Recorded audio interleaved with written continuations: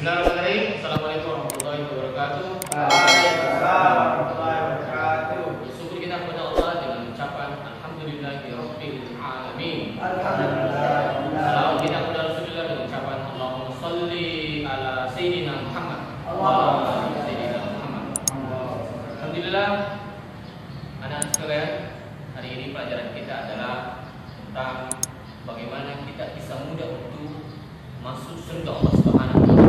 Pada kesempatan ini saya akan menyampaikan satu zikir, satu bacaan yang ketika ini dibaca kita akan disiapkan di surga Allah Subhanahu wa taala sebuah istana. Apakah kalian semua mau masuk surga? Maukah kita dibangunkan istana di dalam surga? Insyaallah. Kata Nabi Muhammad SAW dalam hadisnya, barang siapa yang membaca surah Al-Islam, surah Al-Ikhlas 10 kali sesudah sholat subuh, maka dia akan dibangunkan istana di surga.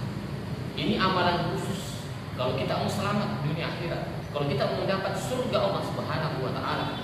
Salah satu amalan khusus yang kita lakukan adalah membaca suratul Ikhlas, surah Al-Ikhlas. Bismillahirrahmanirrahim. Qul huwallahu ahad, Allahus samad, lam yalid wa lam yulad wa lam yakul lahu kufuwan ahad.